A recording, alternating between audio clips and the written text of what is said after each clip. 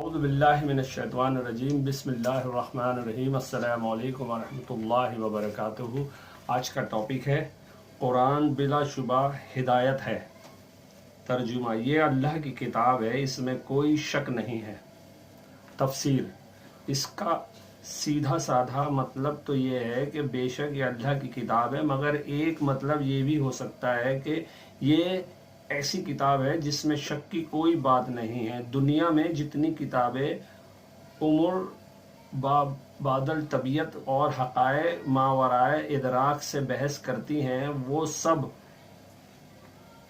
سب قیاس و گمان پر مبنی ہیں۔ اس کے لیے خود ان کے مصنف بھی اپنے بیانات کے بارے میں شک سے پاک نہیں ہو سکتے، خواہ وہ کتنے ہی یقین کا اظہار کریں۔ لیکن یہ ایسی کتاب ہے جو کہ سراسر علم حقیقت پر مبنی ہے۔ اس کا منصف وہ ہے جو تمام حقیقتوں کا علم رکھتا ہے، اس لیے فی الواقع اس میں شک کے لیے کوئی جگہ نہیں ہے۔ دوسری بات یہ کہ انسان اپنی نادانی کی بنا پر اس کے بیانات میں شک کرے، یعنی یہ کتاب تو سراسر ہدایت اور رہنمائی، مگر اس سے فائدہ اٹھانے کے لیے ضروری ہے کہ آدمی میں چند صفات پائی جاتی ہوں۔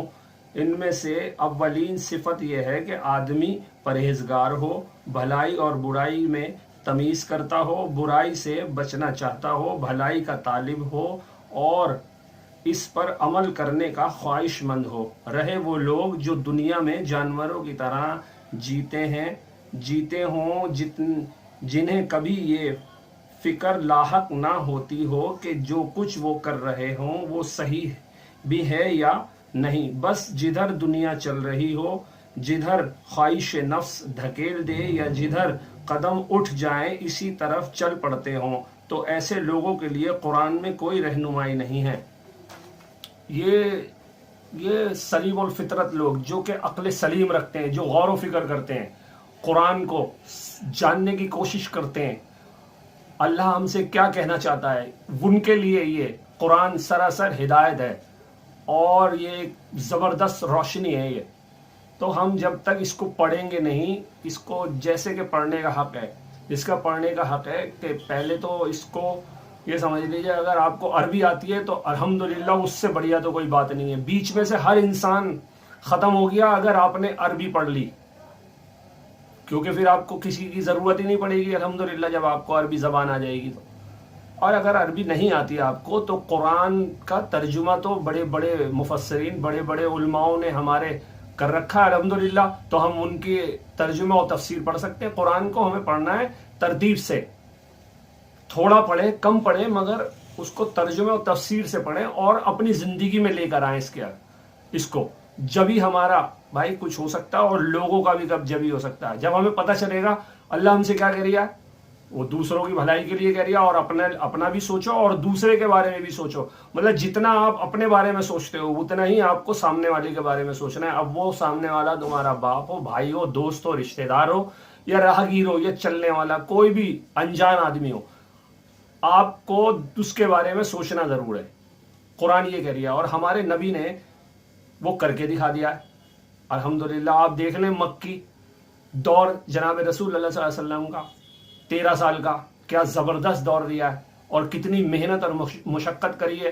ہم تو فری میں مسلمان ہو گئے، مسلمان کے گھر پہ پیدا ہو گئے تو لا الہ الا اللہ محمد رسول اللہ، ہم نے اسی کو دین سمجھ رکھا ہے، بس نماز روزہ حج زکوٰۃ کو۔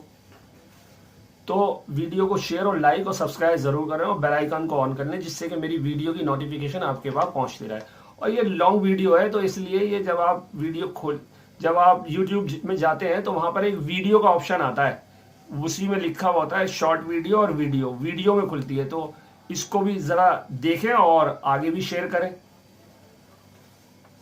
قرآن کی نصیحت، یہ آیات کا مطلب یہ وہی کتاب ہے قرآن جس میں کوئی شک نہیں ہے۔ یہ ان لوگوں کے لیے ہدایت ہے جو اللہ سے ڈرتے ہیں، پرہیزگار ہیں۔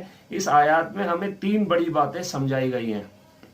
قرآن اللہ کی سچی کتاب ہے، اس میں کوئی غلطی نہیں ہے یا جھوٹ نہیں ہے. ہمیں پورا یقین رکھنا چاہیے یہ 100% صحیح ہے.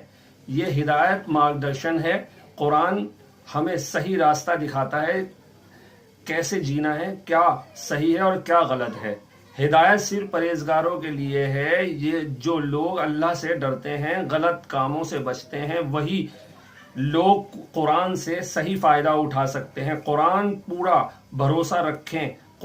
پورا بھروسہ رکھیں، اسے پڑھیں، سمجھیں اور زندگی میں لاگو کریں. اللہ سے ڈریں، تقوی پیدا کریں تاکہ صحیح ہدایت ملے. لیسن.